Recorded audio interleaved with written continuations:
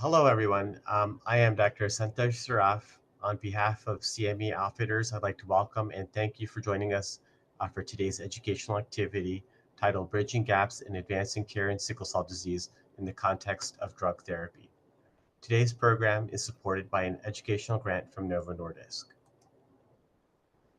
This activity may include discussions of products or devices that are not currently labeled for use by the FDA.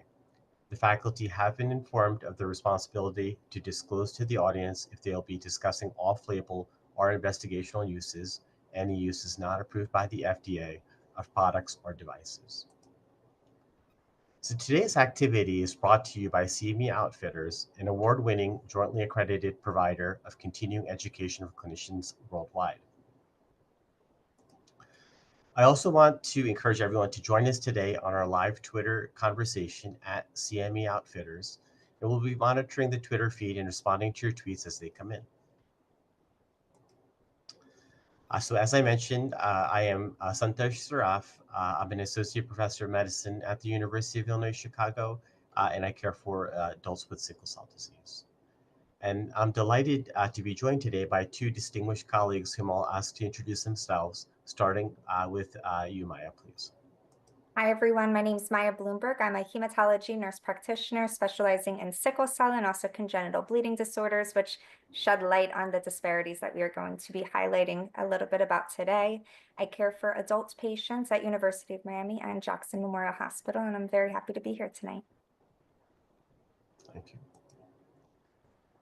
Hi, everybody. Good evening. My name is Laura De Castro. I'm a professor of medicine at the University of Pittsburgh. I am the clinical chief of the Division of Benign Hematology. My passion and my area of clinical care, research, and teaching is sickle cell disease and other hemoglobinopathies. Thank you. Thank you. All right, well, let's start by going over our learning objectives for today.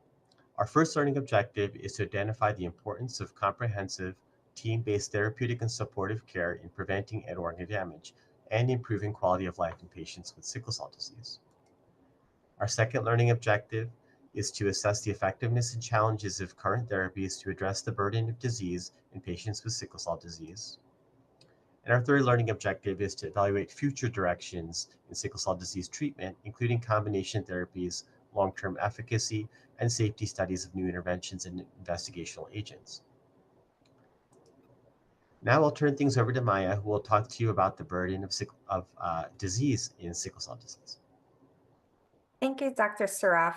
To get the audience involved and start our discussion tonight, I'm going to start with a question. And these are just opinion questions, so don't need to worry about getting anything wrong. We just want to know what you're thinking. So the question to start is, what measure beyond acute pain do you consider most important when determining severity of sickle cell disease? Is it the frequency of their acute care visits, patient quality of life, end organ damage, or D, chronic pain? And we'll open it up to vote.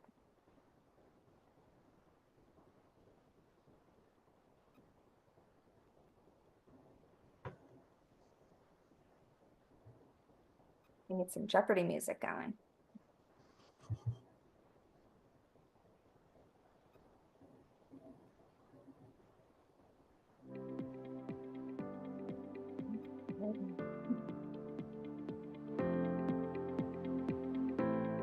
Just wait a little to get enough time for everybody to vote.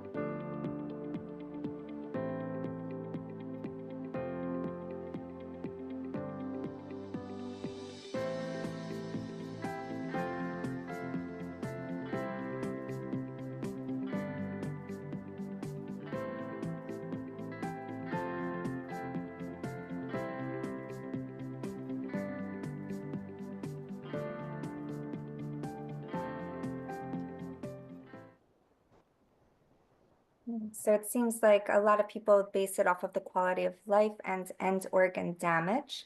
And through my portion of the presentation, we'll kind of discuss a different framework that can be used to kind of stratify the severity of our patients. All right. So when we think about sickle cell, pain and anemia often dominate the conversation.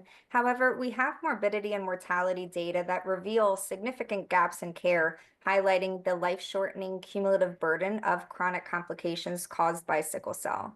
This slide highlights the life expectancy trends and age-specific mortality rates, underscoring the broader unmet needs across the lifespan for individuals with sickle cell. We can see that there's been significant progress made in pediatrics with newborn screening leading to early identification, which allows for vaccination and penicillin prophylaxis and hydroxyurea usage, where more than 95% of children will survive into adulthood in high-resource countries. However, the life expectancy still remains reduced, averaging 20 to 30 years lower for patients with sickle cell compared to the general population, and it's due to the head-to-toe acute and chronic complications. So again, on that right-hand side, we can see the obvious progress in pediatrics, but we see that spike in mortality during that transition period, which remains elevated throughout adulthood, emphasizing the importance of the need for advancing our therapies that target that underlying pathology and protect organs over time. Moving on to mortality data. This is the data from the SCDIS registry, which highlights the sickle cell complications beyond pain crises that drive mortality, particularly among young adults. Cardiac complications are the leading cause of death, followed by unknown causes and multi-organ failure. These findings emphasize, again, that cumulative burden of chronic organ damage, which can go unrecognized until it's too late, especially if the person isn't being followed at a comprehensive sickle cell center. 25 to 34 really is a critical age group where individuals between this age with 2 or more sickle cell complications are more likely to die compared to those with less than 1 complication.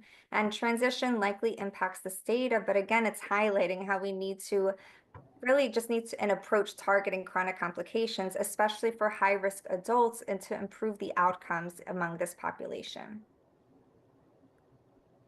Now, this slide shows the hazard ratios for comorbid conditions contributing to mortality in sickle cell patients. The further the dot and the bar shift to the right, the higher the risk of death. And the conditions that had the strongest association with death, interestingly, was depression, iron overload, pulmonary hypertension, multi-organ failure, sepsis, and acute chest. And these findings emphasize how both chronic physical complications and the mental health conditions drive mortality risk. And my goal from my section is for everyone to truly understand that sickle cell is a systemic disease, and we need to manage these comorbidities proactively to reduce mortality and improve quality of life. Now, when we think about severity of sickle cell, we often base it off of the frequency of pain crises and acute care visits for vaso-occlusive crises. However, this group obviously determines based on quality of life and the parameters that I, as a provider, emphasize the most. But to really fully understand how severe and what that impact is on an individual, we need to consider the organ damage, for example, kidney failure. We also need to follow the patient quality of life metrics such as fatigue and mental health and functional limitations. And then also the type of pain, since chronic pain can be just as debilitating as an acute VOC crisis. And if we only rely on acute pain episodes, we're more than likely going to underestimate the true burden of this disease. And by addressing these broader measures, we're able to just meet the full spectrum of our patient needs. Now, here we have a model to assist in stratifying sickle cell patients into 3 severity classes, class 1, 2, and 3, based on key clinical indicators in order to help providers just tailor treatment strategies and allocate resources. Class 3 is severe disease. These are patients with severe organ damage, and we don't want to let our patients get to this point. And this is why we have sickle cell guidelines that stress the importance of early screening and monitoring to prevent progression. But also in this category are patients with 5 or more VOCs or acute care visits in a year.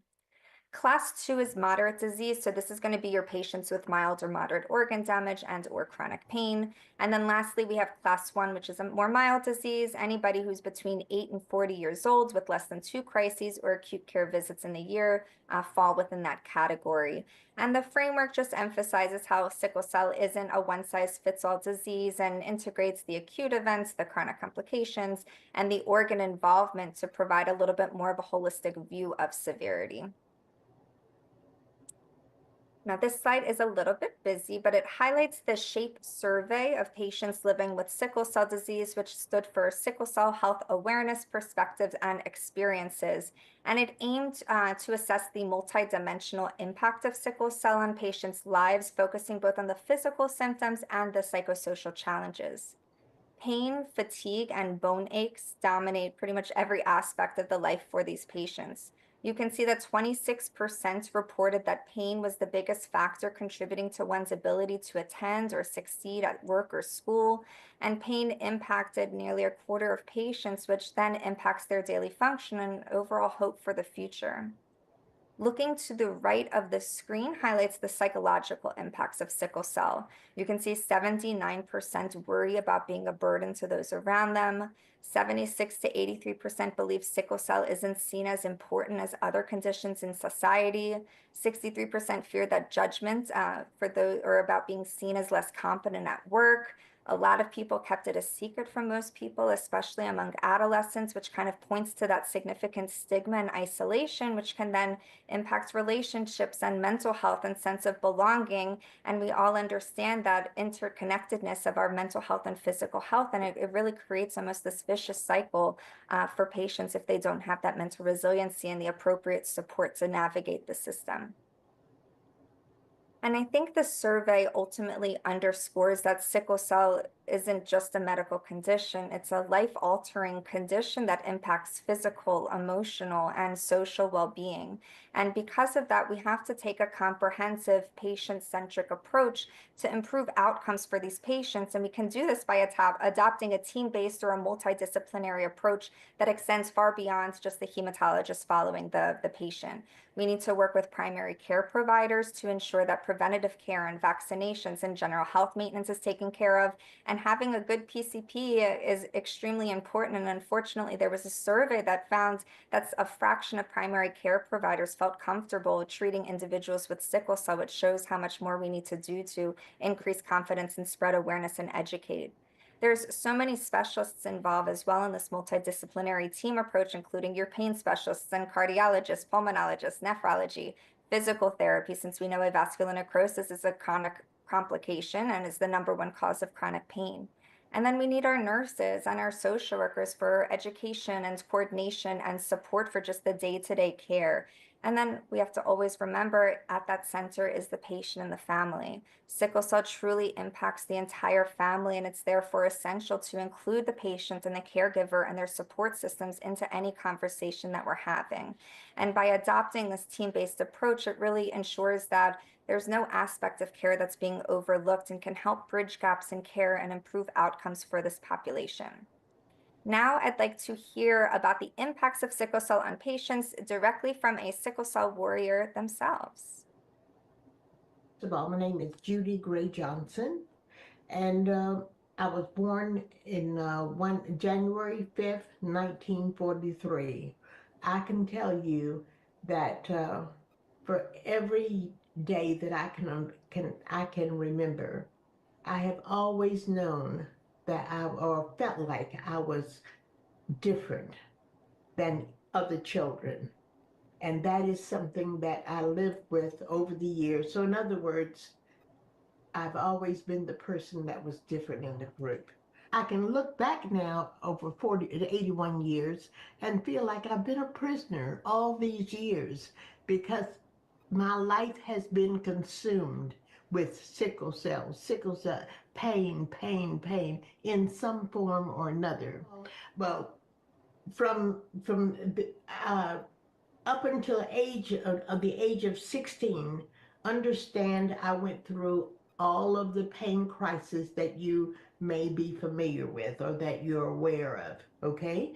But I had no medication whatsoever from birth up to 21 years of age, this is what I had to go through. So there was no take this medication and take that medication. I was a full grown adult before someone gave me hydroxyurea. I have had that. The first time that I received hydroxyurea, I was in the hospital in Richmond, but I remember that there was a consultant for the doctor on the call, that was the hospitalist on the call, and the whatever they knew about me, they consulted with the hospitalist, not me. But they just came in, looked at me, and gave me, said, "Here's some medication I want you to take."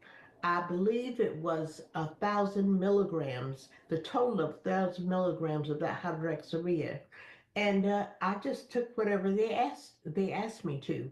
But however, shortly after that, when I went home, I remember getting paralyzed. You see, I could not get out of bed uh, and stand straight up. I had to scoot myself out of the bed, and that was very difficult. That was my first experience with hydroxyurea. In other words, I was paralyzed, and so I stopped taking it after consulting with the doctor, and I said, "I don't know what this is, but it's not working." Well, anyway, after I stayed off it for a while, and some many, I would say many years later, when I had the nerve to try it again, they put me on 500 milligrams, which appears to be working, or effective. But it seemed like the method of treatment during that time, it was not the pills, it was blood transfusions. Whenever there was a pain crisis, they immediately would reach for um, a transfusion. It wears on the kidneys, and my kidneys, I now am on dialysis.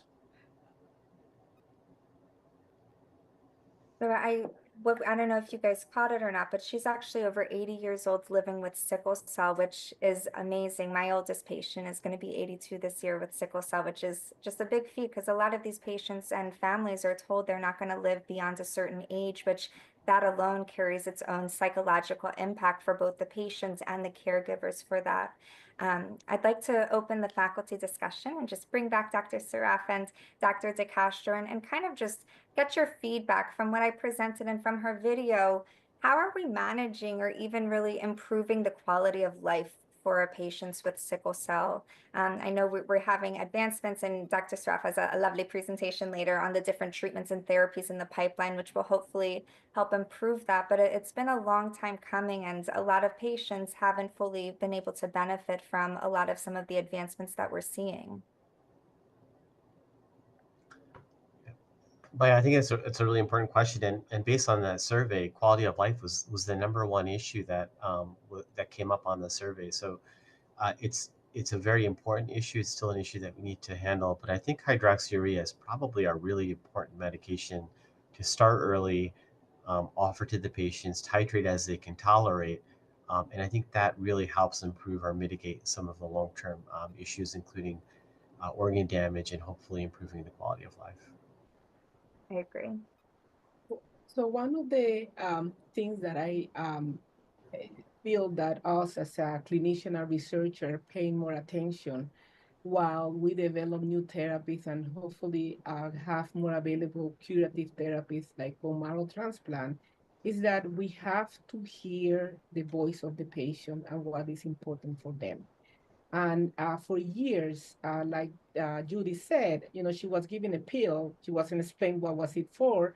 She was started at a dose, and it doesn't look like there was a close follow-up of what to do.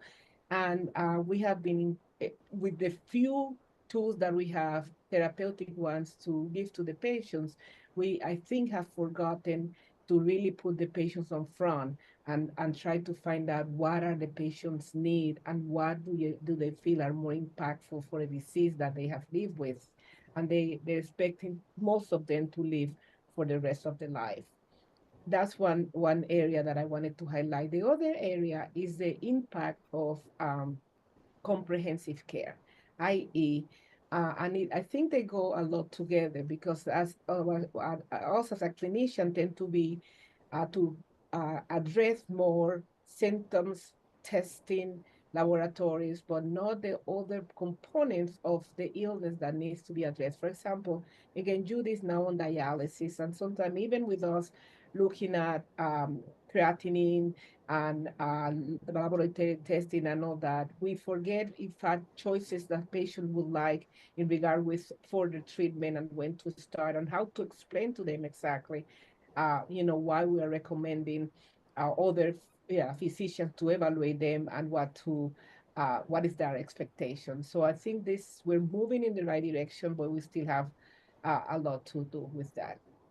I liked the comments about really capturing the patient voice because I feel like we've shifted so much from that paternalistic type of decision making where the providers assume they know everything and kind of dictate what the plan is and are really starting to utilize shared decision making because granted, we don't have a ton of options, but we're starting to have options that's allowing us to take a little bit more of a patient-centric, individualized approach towards managing our patients with sickle cell. And we need to involve the patients in the decision-making when we're choosing what therapies are best for them, because there's so much more than just prescribing a medicine that goes into health outcomes. And Dr. DeCastro, I know you're going to be touching a lot on the social determinants of health and those type of factors, but if you're prescribing in a monthly IV infusion and there's transportation issues or high out of pocket, like we need to work with the patient and first learn what are their treatment goals, because as we mentioned, like hydroxyurea, favorite drug, there's so many benefits. I mean, the only medicine we can say is going to make you live longer with sickle cell. However, it wasn't created for sickle cell. It is classified as a chemo agent, even though we know that it does not act like traditional chemos, but there's certain stigmatization towards the therapies that we have that prevent patients from necessarily wanting to be on it. So we kind of have to work with the patients and really see what are their goals out of the treatment and then kindly educate them and really take the time to educate, because you pointed out so many points from Judy's case where she was just told what to do and she kind of complied, but not all patients are like that. And I think we can all agree when patients understand the why behind certain decisions and certain orders and certain medications, they're so much more likely to actually comply and adhere to that regimen. And then from a comprehensive care standpoint, I mean, I'm the adult nurse coordinator at our hemophilia treatment center, and we have so much data on just how comprehensive care reduces morbidity and mortality. And it's frustrating that we're so behind in just realizing and getting more resources and support from the sickle cell side to do that. But it is happening. It's been a kind of an uphill battle, but there is progress that's being made, just a little bit slower. The last question I kind of want to touch before handing it over to you, Dr. DeCastro, is just talking a little bit more about the role of a multidisciplinary team when it comes to sickle cell management. I kind of highlighted a lot of the players and people who should be involved, but I'm curious, like at your institutions, how do you, because some providers want less hands is better because then you have too many opinions while others might refer a little faster. So I'm curious what your guys' approach is towards that. I think for a chronic organ disease or chronic disease like sickle cell disease, multidisciplinary really is helpful. And a lot of the things that you all brought up, good psychosocial help. I think this ties back to quality of life. But having the social work support, we have a Illinois Department of Public Health grant where everybody's going to get screened neuropsychological screening, and I think those kind of things are really helpful for people as they're working on their educational goals and life goals. So I think a multidisciplinary approach is really, really important. Social work, mental health, and then people that are monitoring organ function are important players. So my experience is that, especially for places that have a sickle cell center, multidisciplinary approach really help with following the patient from multiple point of view. And then members of the multidisciplinary center don't necessarily have to see the patient or be in one location, as long as there is a good understanding of who are the orthopedics and the pulmonologists and the psychiatrists, and in addition to that center core, which are the nurses and the social worker and the hematologists, that can take care of this patient and that are comfortable following this patient and that will manage parts like even like hypertension of GYN issues that that patients often rely on their hematologists because they say, oh, you're the one that knows sickle cell disease. But it's important that we identify within our institution or within our communities providers that are able to work together with us, that we can hold their hands when they feel that they need to hold their hands, but that also have their specialty to support some of the multiple needs of this patient population. And knowing that those needs may change over time. Yeah, we know that during childhood, and especially in places like in United States, where more than 90% of children survive at age 18, then the complications that we see on that very fragile age of 18 to 30, mid-20s and beyond. So it's important to identify at each level different providers that are part of our large comprehensive care that will manage our patient with us. The other issue that I wanted to highlight is that not every provider, not every physician, not every primary care or hematologist have the availability to have a comprehensive center or to work directly on a comprehensive center. And what studies have shown in multiple populations is that even when we identify based on demographic patients that with sickle cell disease that are managed at a comprehensive center, there is a group of patients, maybe over 40%, that are not managed in the comprehensive center that is managed on the community. So activities that like this one that allow for to reach outside from the usual core of clinicians and providers that are familiar with sickle cell disease and that help them to understand the need of having a referral base and have to work with a center, even if they're long distance, are very important to reaffirm the need to care for those patients that are in the community and that for one reason or another are not followed normally or regularly with all with the comprehensive sickle cell center that have that multidisciplinary team.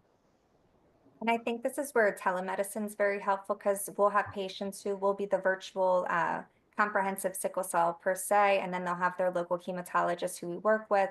We're very fortunate at our center that we have a very wide multidisciplinary approach in almost any specialty. We have providers who are comfortable with sickle cell, but it didn't start that way. And it's just a matter of identifying somebody who is open to learning a little bit more. And that's just the seed that you need to just start getting more and more providers who are comfortable and creating that network, because it doesn't happen overnight. And there's a lot of teaching that's necessary, especially in the emergency departments. So doing grand rounds and just taking the initiative as providers and letting our patients know you can provide our contact information. We want to be involved, especially when they're going to specialists outside of your institution. It's just going to help with the collaboration and just make sure that there's not something that's going overlooked or mismanagement that could potentially happen. Yeah, that's a great point. The televisits, I think one of the few good things out of COVID was the ability for everybody to have access to televisits. Yeah. And the American Society of Hematology also has some core infrastructure that a comprehensive center should have, and that's also a pretty good blueprint for multidisciplinary care. Well, I think now is a good time for me to hand things over to Dr. DeCastro to discuss where we are in the treatment of sickle cell disease and some of the challenges we're facing there. Thank you. So I would like to start with another question. Basically, of the 5 American Society of Hematology treatment guidelines for sickle cell disease, I would like to know what is the audience preference most often in your clinical practice. There's, again, no right answers. The options are acute and chronic pain management, cardiopulmonary and kidney disease, cerebrovascular disease, stem cell transplantation, and transfusion support. And again, we'll give a couple of minutes to gather the responses.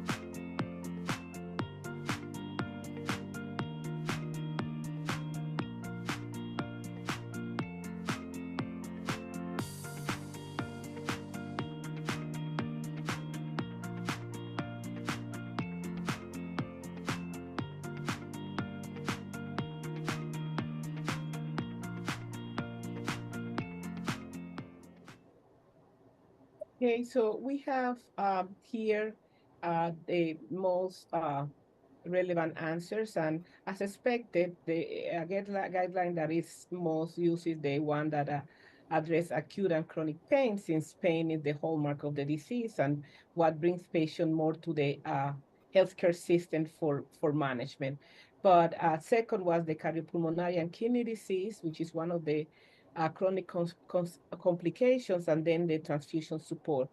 I wanted to, before I move on, I wanted to remind everybody that these guidelines are available both at the American Society of Hematology website, but also you can download on your cell phone and carry with you. This is um, a source that I give to all the residents and fellows, because you can access them as you go and get some very good indications of what to address.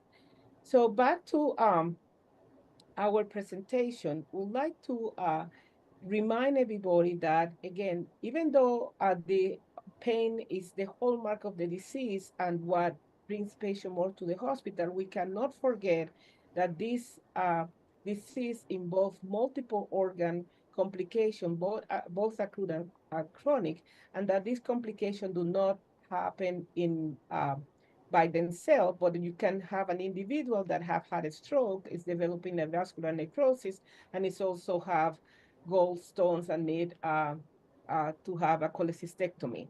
Uh, so I tend to remind everybody that there are some acute complications in addition to pain, such as sepsis, such as changes on vision, etc. But that those chronic complications, the pulmonary hypertension, the kidney disease, the heart issues, including heart hypertrophy, the hepatopathy, the kidney disease, and the osteonecrosis are the one that we see, and we need to take care on a long-term basis to improve not only the well-being of these patients, but overall the survival, because there's multiple data that have shown that the more complications a patient present with, the higher morbidity and mortality these patients can have. So I want to move a little bit again about the guidelines, and the most updated one at this point are the ASH guidelines that I mentioned before. Again, you can get them on hematology.org or and download it in your mobile cellular phone and have with you all the times. But I also want to highlight that there's the availability of a um, point of care toolkit, and toolkit have become very relevant because kind of give us a step-by-step um, guidance of what to look for and how to manage.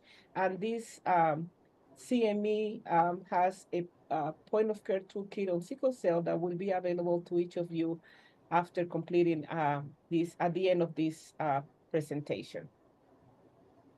Would like to move forward then at the primary pharmacotherapy for sickle cell disease.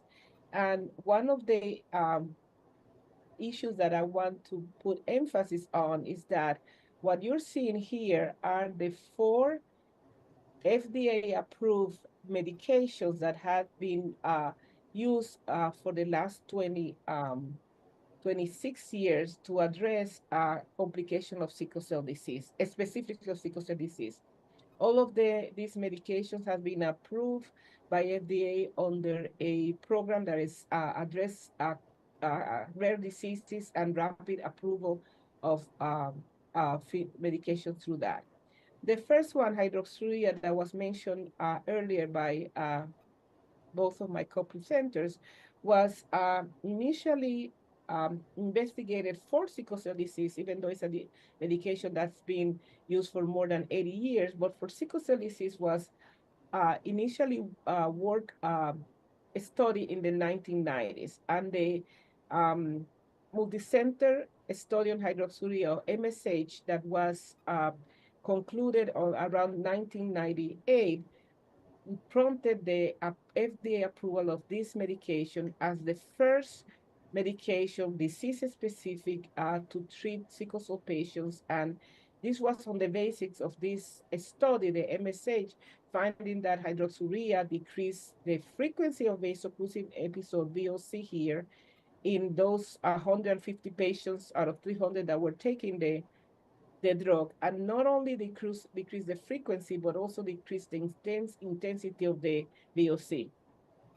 This study had a 20 years follow-up study that have concluded that hydroxyurea not only giving the mechanism of action of stimulating the fetal hemoglobin production, reduce vaso-occlusive crisis, the frequency and the intensity, but that hydroxyurea impact multiple aspects of sickle cell disease, from improving hemoglobin, decreasing hemolysis, especially by measuring LDH, decreasing reticulocyte count, decreasing white blood cells and platelets that are associated the activation with vaso-occlusive episode.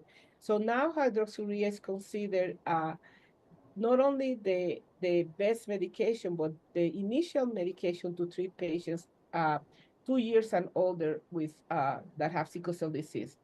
The use in pediatric was approved in 2017, not too long ago, for again patients 2 years and older. But I have colleagues, pediatric colleagues, that have used it for patients as young and 9 months of age, based on their uh, presentation as a newborn and their complications.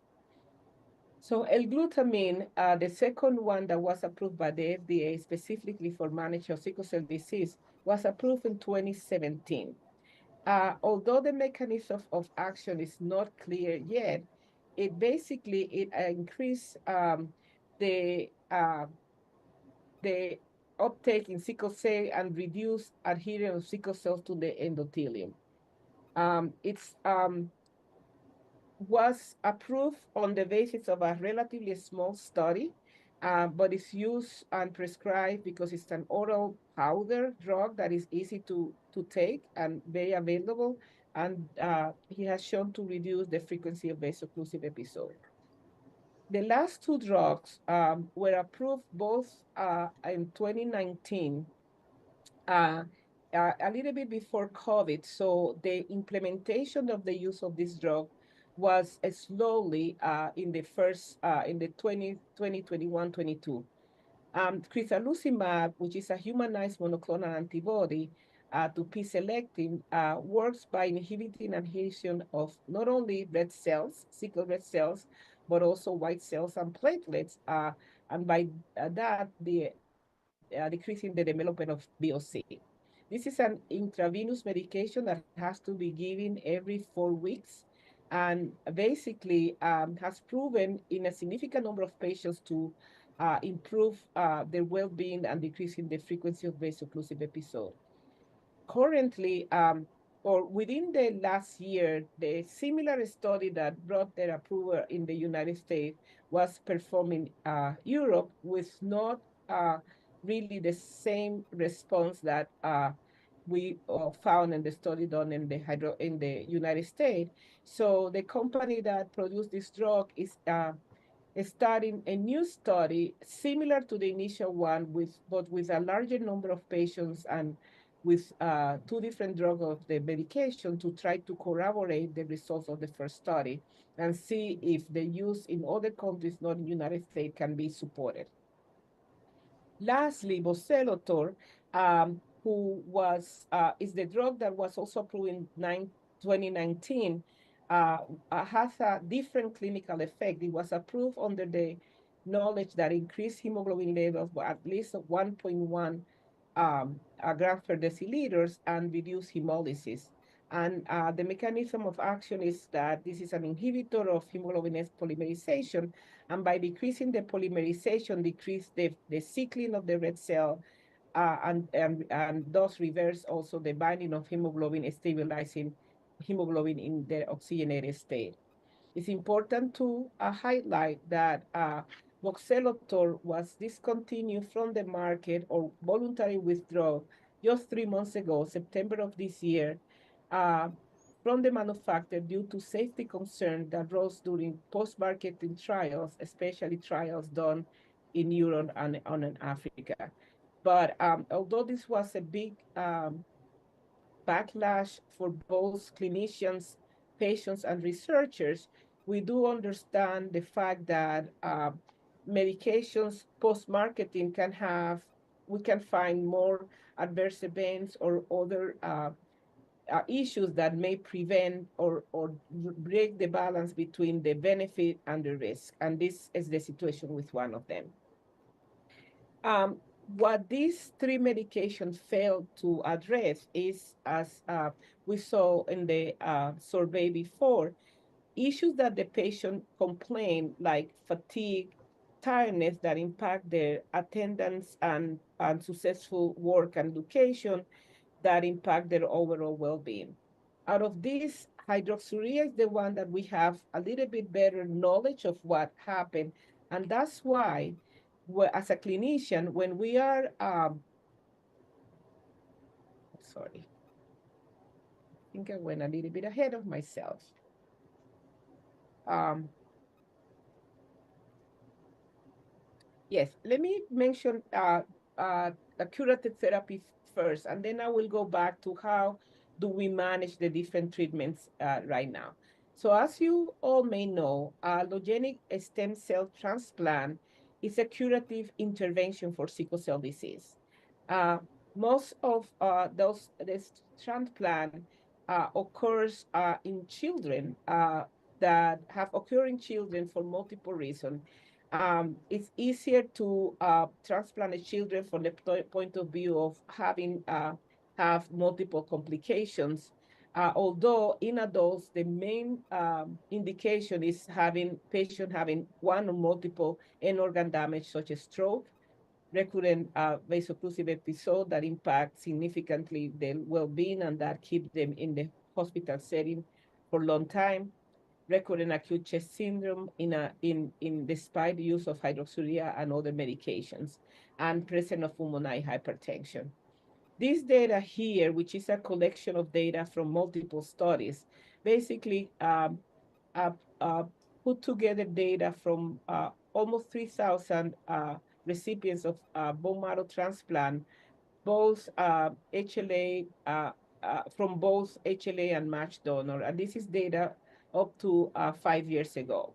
So what we see from the data is that most of the patients achieve a very high uh, overall survival of more than 96%. And in fact, in adults was a little bit higher. But that the engraftment or the stability of the engraftment of the transplanted stem cell of bone marrow was higher in children than those in adults. And that the occurrence of graft versus host disease was around 10%, especially the chronic for all the patients, less in a patient with adults. And also there was a significant number of acute graft versus host disease, i.e. Graft versus host disease that happened within the first year of the transplant. And this here kind of go deeper on this data, they also showing again the different modalities of allogeneic stem cell transplant. In just as a side, there's multiple type of bone marrow transplant. Some of them uses the bone marrow uh, cells, but most recently, most of the bone marrow transplant have been, or the allogenic stem cell transplant, basically the cells that are transplanted are obtained from peripheral blood from the donor. And the key thing is that most of the transplant are successful if there's a HLA match between the donor and the recipient. And also the preparative regimen used for the transplant is very important. Those that are ablative tend to be a harsh bone marrow transplant, but are used for patients that do not have a full match. And as you see, the possibility or the risk of graft versus host disease is much higher. Um, right now, when you have a non-ablative, non-myeloablative, or a reduced intensity regimen for transplant, you can see that the incidence of both the acute and the graft versus host disease is less, but the stability of the engraftment tend to also be less. The survival is again around the same, but it's a little bit better if the non-myeloablative or reduced intensity is being used. Then I would like to move now to basically discuss how on a regular basis we treat patients with sickle cell disease with this overall therapy that we have available. Dr. Sarafus will address a little bit more gene therapy since it's considered a transformative therapy, not a curative therapy in sickle cell disease, but it has early results, have been very good. So when I have a patient with sickle cell disease, I basically start with prescribing hydroxyurea. Um, First, because we have the larger or the longest data on efficacy and safety of hydroxyurea. As I mentioned, it started with the multicenter study of hydroxyurea here in pink, and it has really gone um, we have data now for approximately 25 years. And this data in the first two set of columns basically show that patients with taking hydroxyurea, the annual crisis rate is significantly decreased in relation as compared with placebo. Then the key thing is to try to treat the patient with what we call the MTD, that refers to maximum tolerated dose. So the maximum tolerated dose is that dose that the patient can take without having significant secondary effect. It's interesting, when I was hearing Judy mentioning before, she mentioned that the dose that she thought that she was initially 1,000 milligrams was associated with that paralysis, as she called it, and difficulty moving. We tend to start patients at a dose of 15 to 20 milligrams per kilogram, even though studies presented at the American Society of Hematology meeting that just happened uh, uh, last week, or was completed last week, showed that in Africa, they were able to start children with an initial dose of 25 milligrams per kilogram on a safety basis. But what we do again in clinical practice is start the patient around um, at a dose of 15 to 20 milligrams per kilogram. And the key thing is to go up on that dose fast as possible, even to every 2 to 4 weeks, while we evaluate for the adverse events, which are mostly from the laboratory point of view, neutropenia, thrombocytopenia, and reticulopenia. Some other patients, we have to adjust the dose or not able to go higher because of developing GI symptoms such as nausea, abdominal upset. Some patients develop headaches. I don't recall any patient developing the symptoms that Judy mentioned, but again, like in other medication, different symptoms happens in different people, and we have to be very observant of that. Some patients, to tell you the truth, will even notice cosmetical issues such as darkening of the nail beds and thinning of the hair that will be enough for them to decide not to continue with the dose escalation. But again, my message here is that it's important to try to obtain and keep the patient on the maximum tolerated dose. Then L-glutamine again is the second set of column that you have in this graph. Also show in the phase 3 study that there was a significant decrease on the annual rate of crisis as compared to placebo. Usually we use L-glutamine either for, in addition to hydroxyurea for those patients that is still either are not able to take a high dose of hydroxyurea or still with hydroxyurea have frequent pain crises. But overall, the use of L-glutamine is much less than hydroxyurea. Lastly, The SUSTAIN study where they evaluated crizanlizumab at a dose of 5 milligrams per kilogram, and as I mentioned before, is given as an IV infusion over an hour every 4 weeks, also showed that there was a decrease on the frequency on the annual crisis rate as compared to placebo. But as you see also, the number of crises that patients had um, when the multi-center study of hydroxyurea was done versus on the SUSTAIN study was much less. And part is because a lot of patients, although not all, that participate in the SUSTAIN study for crizanlizumab were already on hydroxyurea. Then what do we do when either the patients still are having significant vaso-occlusive crisis or are having other complications, multi-organ damage that we need to move on? So that's when we think on clinical trials for a significant number of drugs that are currently under development to address different issues with sickle cell disease, such as anemia, vaso-occlusive episode, hypoxia, hemolysis, oxidation, etc. Or we discuss with the patient, and this should be done sooner than early, the availability of allogeneic hematopoietic stem cell transplant. We'll talk next about some of the challenges with this medication, with these interventions and medications, but that's usually the sequencing of treatment that we do. Lastly, gene therapy, as you know, was approved in December 2023, is now being offered or getting ready to be offered in different institutions, and hopefully will also make a difference regarding sickle cell disease.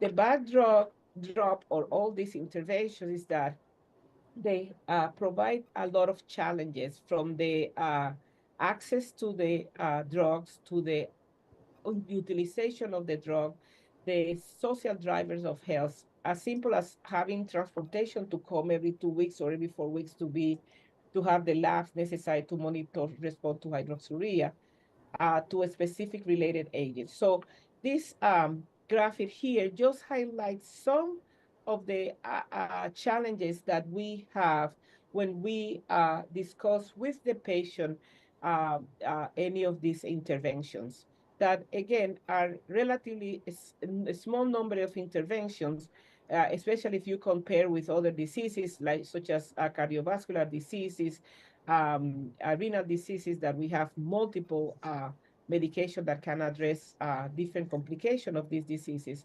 But at the same time, none of them, this drug that I mentioned before, intervention, we haven't been able as a scientist and clinician to optimize because of all these challenges.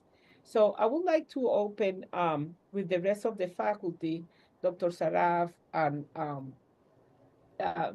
Maya Bromberg, to discuss further what are the challenges that they feel that are more relevant regarding treating sickle cell patients at different stages of their life, and now what are possible solutions. I mean, this is a loaded question. There's so many different factors. I think a big one is just the general mistrust that is so deeply rooted. I mean, just there's countless instances of medical exploitation and generational trauma, and I understand where it's rooted, and I try to validate and get on my patients' levels when discussing it with them, but it still is very heavy, and it prevents a lot of patients from wanting to use therapies that are very well studied for decades and decades and have such compelling data. I think another one are just the social drivers or the social determinants of health, which really impact every aspect of somebody's life, because it's the conditions you're born and grow and live and work, and really those wider set of forces that impact the conditions of our daily life. And when we think about health disparities, if we're just trying to focus on sickle cell, we're going to miss the mark, because there's so many other factors that contribute to a person's ability to achieve optimal health. Thinking about the social determinants of health, we know that social and economic factors account for 40% of somebody's health outcomes. So these are things like their income and transportation and all of things that can access somebody's ability to attend clinic visits and start treatment options. So I think the biggest challenge is really the social determinants of health and just really dismantling the structural racism that our country was founded in. I read an article that it spoke about structural racism and systemic racism, how it's the invisible evil because it's just so pervasive, but we're kind of used to it and don't really realize it. And we really need to start addressing that. And I think the best way to overcome that is to have a social worker or somebody embedded who is able to do these psychosocial assessments and try to identify what the barriers are from a patient to making it to clinic, what the barrier is to receive their medications and just receive the standard of care to just give everybody a fair shot to having equitable health. Yeah, I completely agree with all of those points. I think that understanding, and these are points that were brought up earlier, just understanding how these medications work, explaining the potential side effects, and how you may have some benefits, and then a shared decision could probably help with a lot of these things, such as the fear and the mistrust, any of the bias and assumptions. Another point that I think Maya was discussing was having a great navigator with the chronic disease and with the social and other challenges that our patients have. um, Having a navigator that helps make sure that the patient has access to the pharmacy, the copay is manageable, or helping with things like the prior authorization, which is something we spend a lot of time in our clinical care working on. And then access to curative therapies. I think that um, the regimens are slowly improving, but what kind of patient can tolerate myeloablative chemotherapy that Dr. DeCastro had mentioned? What are the risks of things like graft versus host disease, the financial toxicity of gene therapy, and the cost right now? So all of those are really important things that we have to consider on a patient by patient basis. Remember, it's also the treatments that we have are somewhat missing the mark. We have some I mean, hydroxyurea, I'm obsessed with it. Anybody who knows me, I will rave hydroxyurea all day and all night. But we have crizanlizumab and Andari, which can help with pain, but it has no impact on your hemoglobin, which can help for our patients with SC and sickle beta thalassemia plus, who, if you speak to the patients, a lot of times they feel like they're almost neglected from clinical trials and therapies, since so many of the therapies are focusing on the anemia and have criteria of hemoglobin between 5.5 and 10.5 and might prevent patients who are interested in participating in clinical trials from actually enrolling and being able to. So I think I'm happy to see that there's been progress, at least from the pharma side, where they are including the community-based organizations and really trying to capture the patient voice. And when we're looking at clinical trial designs, we're starting to see more of the patient-reported outcomes and different measures to address the quality of life metrics, because I think providers oftentimes are very scientific and heavily focused on the objective markers and the effects on hemolysis and hemoglobin, et cetera. But there's so many other factors that are more important to patients, like the fatigue and the functional limitations that sometimes can go unnoticed if we're not intentional. Yeah, so that's a very important segue to the next question, which is given that 3 out of 4 medication, or the 3 that are approved, are basically uh, um, target to vaso-occlusive episode, what are some of the other major unmet needs of in sickle cell treatment? What are your thoughts about that? I think the chronic organ damage is something, if we can have more directed therapy, that would be amazing. I think not everybody can tolerate hydroxyurea, and I think we need to have more disease-modifying drugs that really are addressing that core pathology that's contributing to a lot of the morbidity and mortality associated with this. And it's frustrating because you would think with more and more treatment options in the pipeline, it would make the pricing a little bit more aggressive. And unfortunately, it seems like it's almost driving up the prices, that just making sure, again, that there's access to these treatments. Like, how helpful is it to have a transformative or a curative treatment if we can't even offer it to our patients? Maybe the institution doesn't want to take on such a financial a potential thing that could cause a financial insecurity if they're not reimbursed and things of that nature. But I think the biggest unmet needs is just access to treatments, and then also the individuals who aren't severely anemic, but they're still having the fatigue and having pain and might not benefit from some of the treatments that would otherwise raise their hemoglobin. Yeah, I agree. I think disease modifiers are definitely needed, and I think all patients should be on disease modifiers. One of the challenges is that the FDA relies solely on vaso-occlusive episodes as an endpoint, and so we're missing a lot of effective therapies that could help protect organ function. I think mental health is also a very important unmet need. Having a chronic disease that causes so much pain and other morbidities really needs mental health integrated in the care. And then one thing that I know there have been efforts to try to treat are things that actually help resolve a vaso-occlusive episode. I think that there are some therapies in the pipeline that will hopefully have some benefit, but right now we rely on IV hydration and pain medications, and maybe sometimes transfusions, but I think that's another unmet need. Yeah, that's a really good point because I think it's very exciting because a lot of the treatments in the pipeline are focusing more on chronic maintenance and management of sickle cell, but we are looking at acute management that, well, ideally, if it works, will help reduce the severity and the duration of that pain episode. And like you said with the mental health, just I don't know who all is listening to this, but beyond just the physical impact of sickle cell, the psychological impact of sickle cell is so profound. It's arguably worse than the physical impact. And this is because of the judgment and stigmatization from providers, where the majority of patients will avoid seeking medical treatment to avoid the judgment and the mistreatments.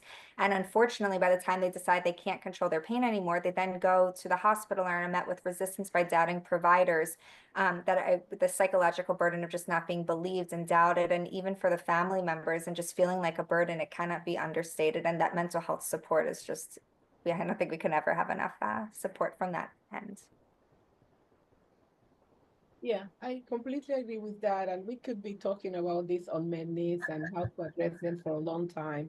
Every thought is very welcome, but we wanted to continue with this presentation and welcome back Dr. Santosh Saraf to discuss moving to long-term disease management in sickle cell. Yeah, thank you. And I do think that it is a really exciting time. I do think that we have better targets, really interesting things in the pipeline. And starting off with gene therapy, this has gotten a lot of buzz in the literature and in the news. Um, and here, instead of relying on other people's stem cells, here it's your own autologous stem cells that are being modified. So they are collected using Plurixifor modified ex vivo, and then they are reintroduced back into the patient after chemotherapy. And currently, the regimens use busulfan. So it is myeloablative therapy. So that is one caveat to that. But then the modified stem cells are infused back.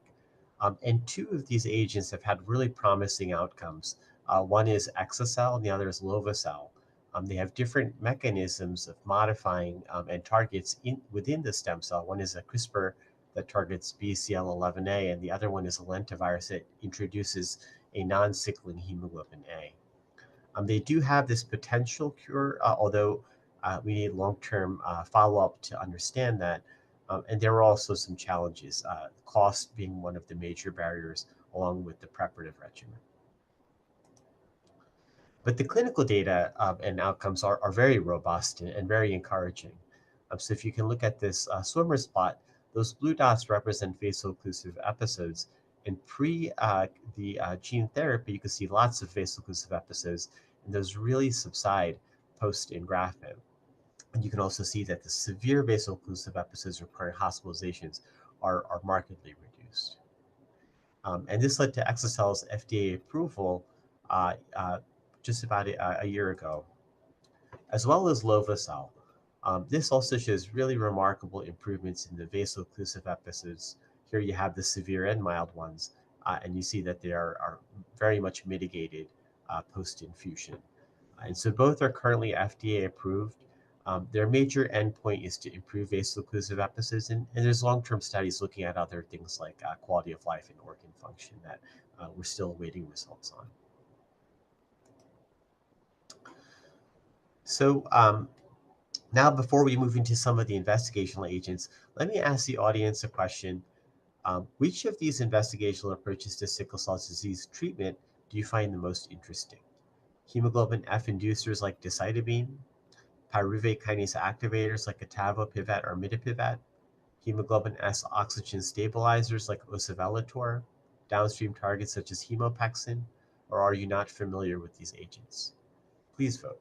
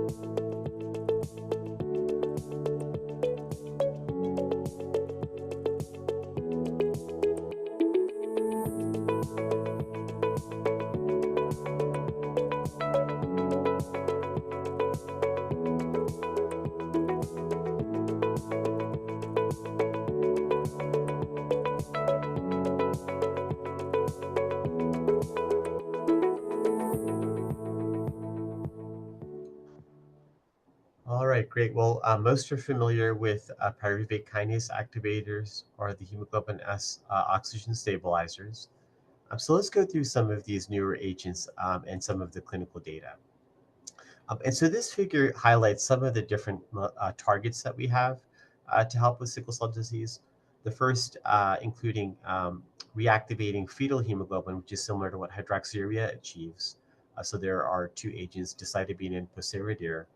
There's the hemoglobin oxygen stabilizer, the next generation called osavallator, that pyruvate kinase activators, mitapivat and etavopivat, and then several different downstream targets. So starting off with the hemoglobin F inducers.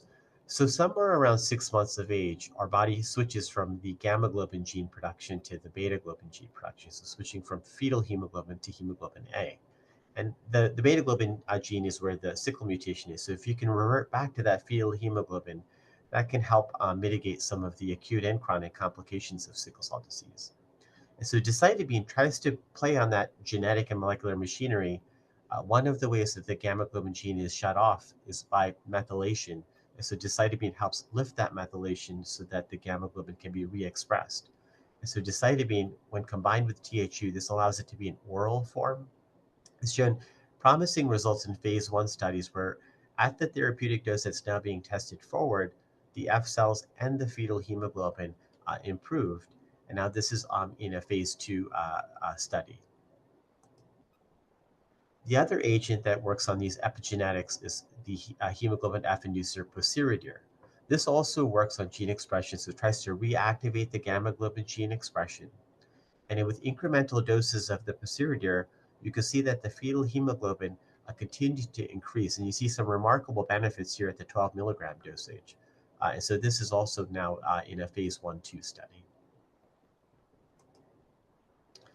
Then there's also the pyruvate kinase activators. And this has received a lot of data recently in publications as well as at the American Society of Hematology. And the mechanism is that it helps improve glucose metabolism by activating pyruvate kinase. And by doing so, it lowers 2,3-DPG. And that allows more oxygen to be bound to the hemoglobin S. That blocks the polymerization. But it also increases generation of ATP. And ATP is really important for membrane health and repair.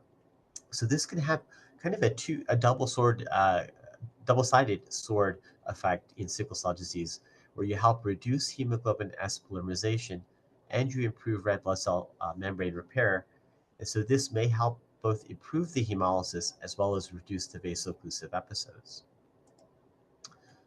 So here are the two different targets.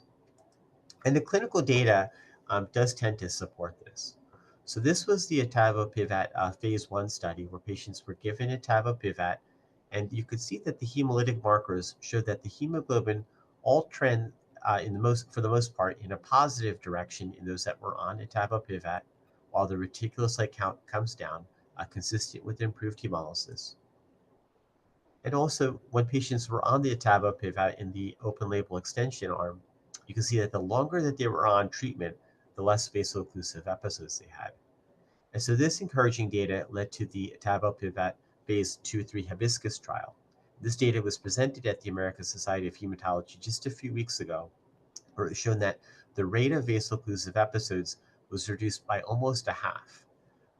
And when you looked at the per protocol treatment, you can see that the rate was 0.66 in the treatment arm versus 1.77 in the placebo arm.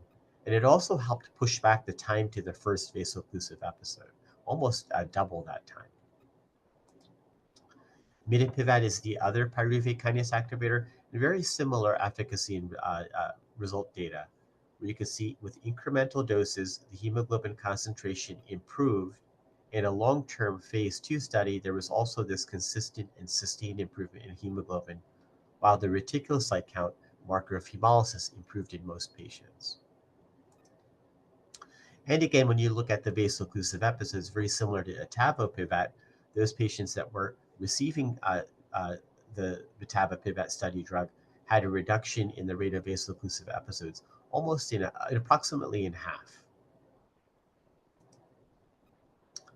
So shifting to downstream targets, and here there's a lot of different targets. So sickle cell disease, we think about just this hemoglobin S mutation leads to sickling, but it leads to this cascade of really maladaptive changes downstream. There are targets that target the von Willebrand factor activation, complement activation. Free heme causes a lot of organ injury and complement activation. So hemopexin can help sequester that. Replacement of nitric oxide with arginine, and then other therapies that may have benefit. So a lot of these are being tested in phase 1, 2, and 3 level studies.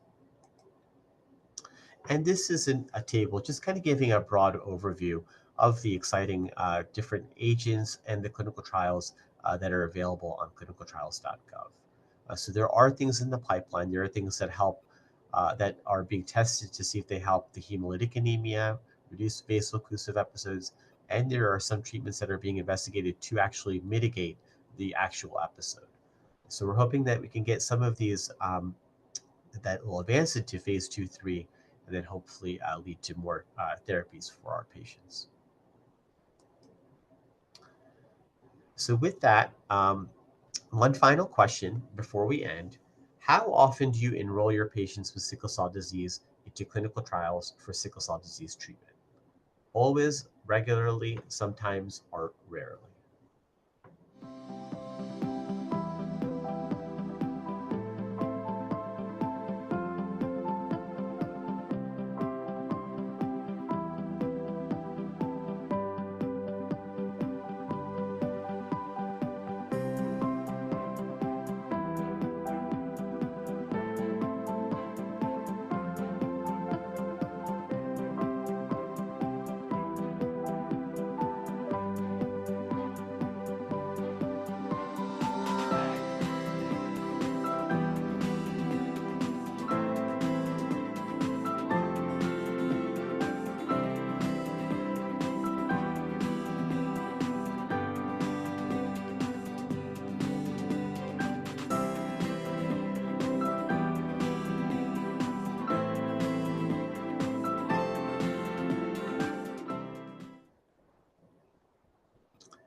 All right.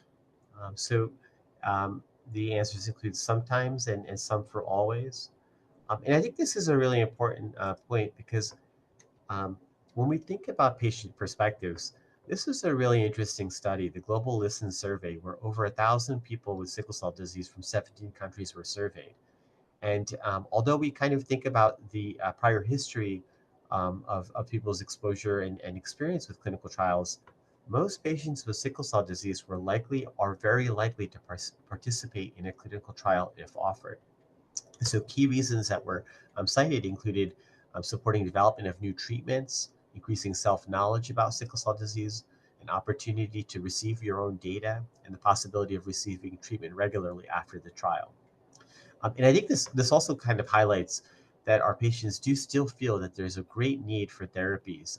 And I think that as providers, we also tend to agree on that. So with that, I'd like to open it back up to the faculty for a discussion. And one of the questions that I'd like to kind of hear feedback on is, when would you recommend clinical trial enrollment for a patient with sickle cell disease? Well, I think it depends on the institution itself and what you have to offer. So at our institution, we were approached by so many, and we had to be very selective on which ones we enrolled. Otherwise, it's kind of competing studies for the inclusion-exclusion criteria. But when patients meet those inclusion-exclusion criteria, they're not optimized with their current regimen, and they're still having pain, or they're still having frequent VOCs or healthcare utilization, blood transfusions, and we're not able to manage them with the available treatments, especially if it's somebody who is very compliant with regards to making it to their clinic visits and can actually meet the study design and make sure we're not going to get a ton of deviations.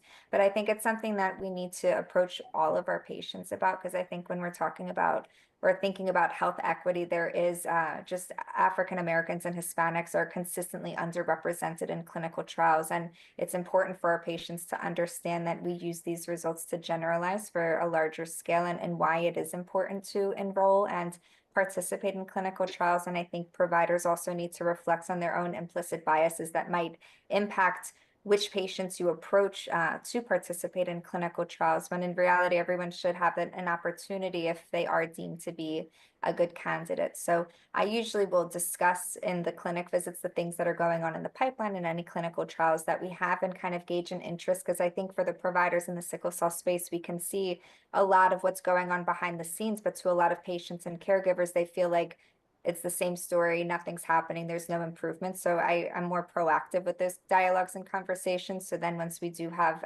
different studies available and they are candidates, it's not the first time that they're necessarily hearing about it. Yes, I would tend to agree with the fact that, even though there's multiple studies open, not all institutions have the availability of do much more of those studies. In fact, in my institution right now, we are having a meeting prioritizing studies based on our researchers' interest in our patient population and the duration of the study, etc. But at the same time, I agree that we should have the knowledge as clinician and as researcher, and be able to pass that information to our patients about the availability of this type of studies, and be the bridge between the patient and the institution or the group that may be able to enroll this patient in the different studies. For me, this data that Dr. Saraf presented and that I saw at ASH was very eye-opening, although my experience that when we approach patients to do this research in general, they are very willing to do the research. What happens is that they get sick in the middle, or that they have other issues, again, so from simple things like transportations and other things that may prevent them to participate in the study. But usually the first reaction is, tell me more and let me see if I can participate. And very often I also see patients that come and say, is there anything in the pipeline? Think of me when you're thinking about A, B, or C study.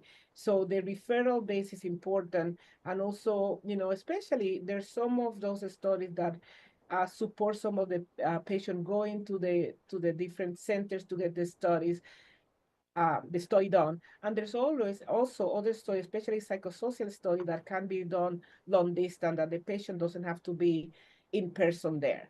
So again, my quick answer is sooner than later. And it's a part of knowing about the studies and then having the availability to discuss it with the patient and to refer them to those studies.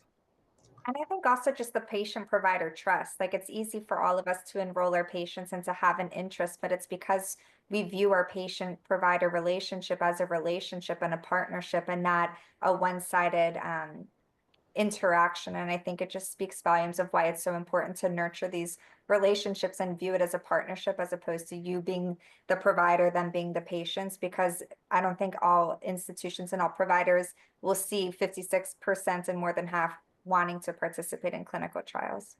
But I agree with everything else you said. Just want to give us some credit. All right, well, now I'd like to share SMART goals with our audience. That is what we hope you can integrate into your practice after today's program. Consider factors beyond pain when assessing disease severity. Educate patients on available treatment options to make informed treatment decisions. Select treatments that address underlying disease pathology rather than just symptoms. And identify patients who might be appropriate for clinical trial enrollment. So at this point, we'd like to invite the audience to ask any questions they may have.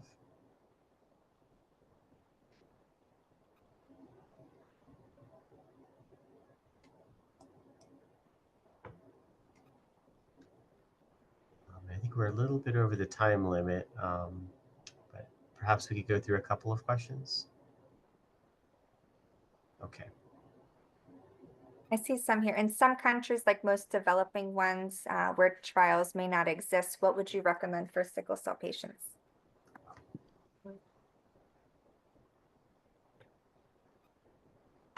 So I think from the developing countries, I must say I have seen a lot of clinical trials occurring in lower resource areas. My big question is when we're thinking about voxelotor and the emergency withdrawal, some of it was based on data in these other areas, and it kind of makes you question the protection that exists in some of these other countries. But I think where clinical trials might not exist, the recommendation is really to just go based on the guidelines. And if they have SS or sickle beta thalassemia 0, really emphasize how hydroxyurea is important. And a lot of times my conversations aren't about this being a lifelong drug. I explain, like, right now, this is the best treatment that we have. There's a lot in the pipeline. It doesn't mean that this is going to be a forever drug for you, but we want to keep you healthy, keep your organs healthy. And this is the best disease modifier that we have available for that. But it is difficult. And when we're thinking about health equity, the issues that we see in the United States are just tip of the iceberg in other countries where access, let alone diagnosis, is difficult. I think context is a great point, Maya. And I think that we may have been seeing that with the voxelotor. And so I think that it is important that these trials are conducted in different geographic and environmental settings so that we know what the safety and efficacy are in these different settings. That's a great point. Yeah, I think in one of the studies, 30% of the individuals identified as white, which initially you might be surprised, but it just shows globally, like, yes, it does primarily affect African ancestry, but at the end of the day, it can affect any race or ethnicity. I can answer two questions that were asked an hour ago quickly. One is there a recommendation requirement to screen for sickle cell in newborn, especially if there is a family history? So currently in all the states in the United States, and for the last 20 years, there is the newborn screening program managed by the Department of Health. When a child is born, sickle cell disease is one of, I believe, 7 diseases that they are automatically tested for. And the Department of Health receive the results, and they are the one that then are very proactive in approaching and connecting with the family, and then connecting the family with a pediatrician that is an expert in sickle cell disease. So that's the best way to do that. If there's any question about not having the test done, there's always the possibility of doing a hemoglobin electrophoresis to make the diagnosis. Contrary to United States, only a few countries in Africa have established newborn screening, and there is a group of the American Society of Hematology working on that. And I'm from the Latin American, there's really only 2 countries, Costa Rica and Brazil, that have the newborn screening. So this is something that has to be implemented more in every country. And if there is a question about family possibility, so definitely I would recommend to do that testing that is relatively a simple test and not too expensive. Regarding the other question, beyond curative therapy, what strategies are there currently to prevent or slow organ damage? I think this is a very important question because as patients with sickle cell decrease age and now survive 50, 60, 70, Judy, 80 years old, we need to make sure that other comorbidities, hypertension, diabetes, etc., are well early identified and managed, because all those two impact negatively the life of a patient with sickle cell disease. The other component that is always very recommended is a good nutrition. Overall impact or emphasis in a good nutrition. Contrary to a few years ago, now we see patients that are obese, and that also impact negatively a lot of the complications such as acute vascular necrosis, cardiovascular disease, etc. So a good, well nutrition, good primary care management to identify early possibility of malignancies or other chronic diseases that can impact their sickle cell negatively more is very important. And I just want to emphasize what you said is just the lifestyle habits, because at the end of the day, there's no amount of medication that's going to outcompete a bad lifestyle. So we really do need to hone in on your diet and activity, your sleep quality, preventing infection, identifying those triggers, things of that nature, to just help make sure we're addressing all areas that can impact overall health.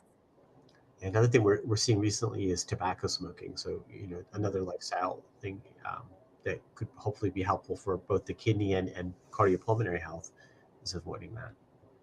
Even vaping, So, like it's which is better of the two evils, but we're seeing more and more that vaping, it's almost more accessible. So you might actually be smoking more than what you would with a cigarette, and it's causing that chronic inflammation that it'll be interesting to see what that data shows from that standpoint. And There's there's some data, sorry, for gene therapy, people that vape may be at higher risk of some of the toxicities from the busulfan. So lots of reasons to avoid those kind of behaviors. the pulmonary toxicity. Interesting. I didn't think that. Yeah. I like this question, and I'll leave it for you, Dr. Saraf and Dr. DeCastro, since I was not in attendance. But at ASH, was there a sense of excitement about the new agents under investigation?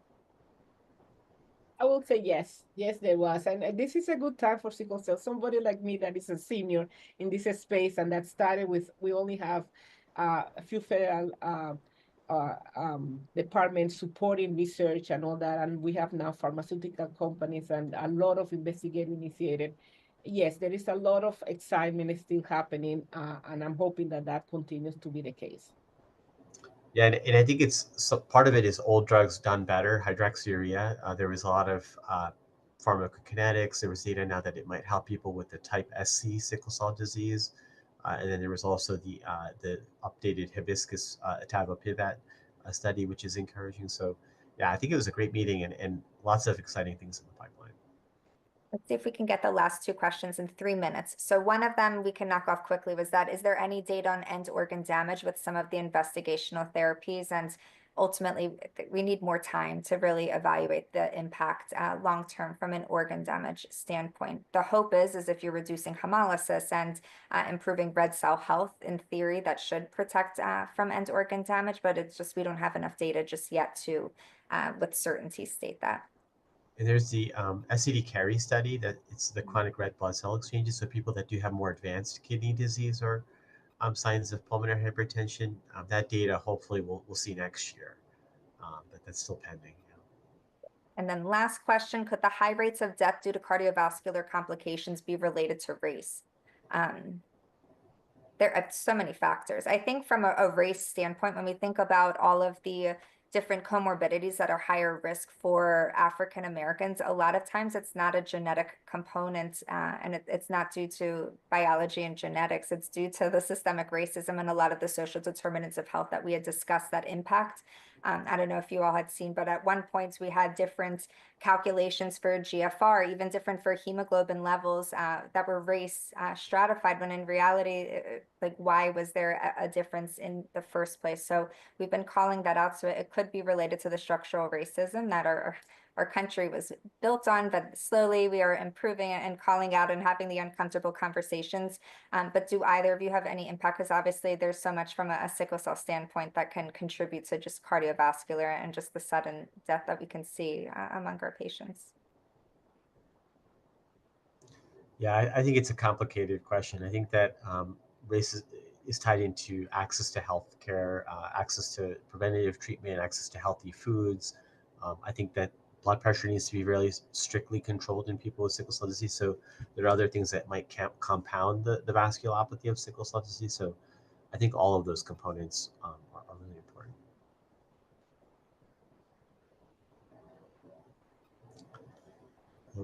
Great. So going back to the presentation. So if you have colleagues who missed today's live program, this activity will be available on the Hematology Hub on the CME Outfitters website, which also has additional resources for both clinicians and patients. And to receive CME CE credit for today's program, complete the post-test and evaluation. And I'd like to thank Dr. DeCastro and Ms. Bloomberg for joining me today. Thank you so much for this great program and the discussion and interesting questions. And I also want to thank CME